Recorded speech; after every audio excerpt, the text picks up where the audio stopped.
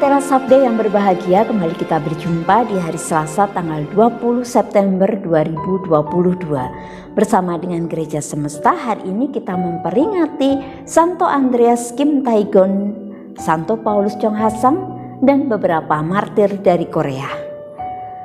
Kita juga diajak bersama-sama untuk kembali merenungkan Injil Lukas.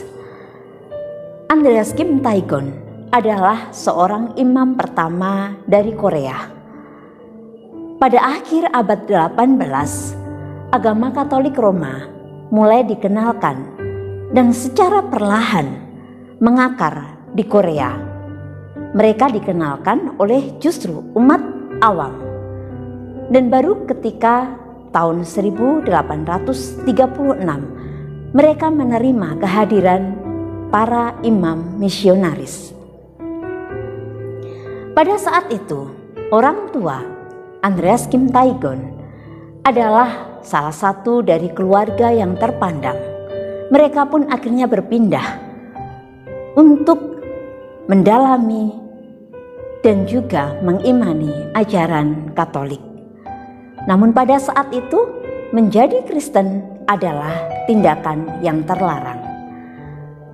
Kentalnya ajaran Konfusianisme membuat umat Kristen Katolik dibantai, ditindas, sehingga ayah dari Andreas Kim Tae-gon pun menjadi korban pembunuhan. Namun demikian, justru mengobarkan semangat Andreas Kim Tae-gon untuk melanjutkan misi pewartaan Injil di Korea. Maka dia mengenyam pendidikan seminari di Makau dan akhirnya ditahbiskan di Shanghai. Lalu kemudian dia memilih untuk kembali ke Korea. Namun pada saat itu penindasan terhadap umat Kristen Katolik semakin kuat.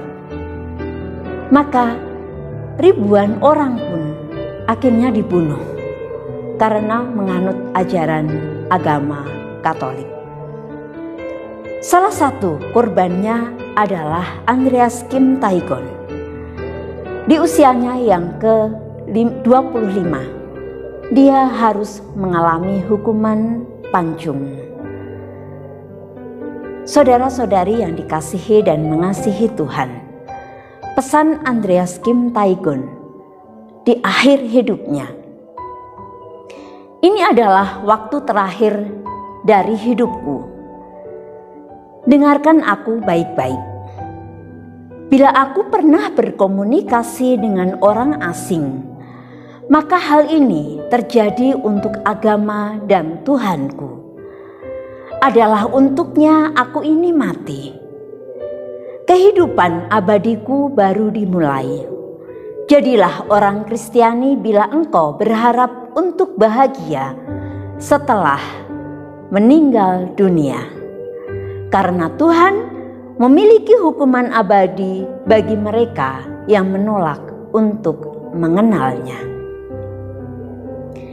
Imannya kepada Yesus mengantarkan kekuatan yang akhirnya dia miliki untuk menghadapi kematian, bahwa kematiannya semata-mata untuk iman dan Tuhannya.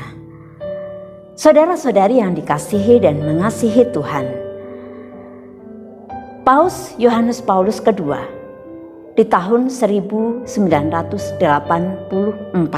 akhirnya mengkanonisasi Santo Andreas Kim Tae-gon dan juga beserta 102 martir Korea lainnya, termasuk Paulus Chong Ha-sang.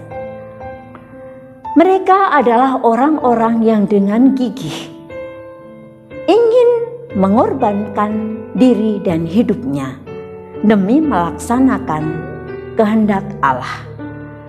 Seperti halnya yang kita dengarkan dalam Injil Lukas hari ini. Bagi Yesus, ibu dan saudara-saudaranya adalah mereka yang mendengarkan sabda Tuhan dan melaksanakannya. Kita pun diundang untuk menjadi saudara-saudara Yesus.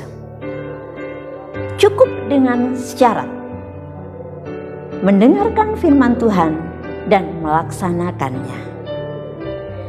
Jangan hanya kita bisa mewartakan apa yang Allah sampaikan, yang Allah sabdakan melalui Yesus, tetapi kita juga harus menjadi teladan di tengah masyarakat, di tengah gereja, di tengah dunia, dengan kehidupan kita, dengan tingkah laku kita, dengan perkataan-perkataan kita yang semuanya kita lakukan berlandaskan kasih yang telah Yesus ajarkan. Dengan demikian, ikatan persaudaraan yang penuh kasih bukan hanya ada dalam bayangan kita kelak di surga, tetapi kita hadirkan juga di dalam kehidupan dunia ini. Semoga kita pun pada akhirnya akan mendapatkan kebahagiaan abadi, mengalami kehidupan baru, kehidupan yang sejati dalam kebahagiaan dan kedamaian sejati di surga. Berkat Tuhan memampukan kita. Tidak sadar.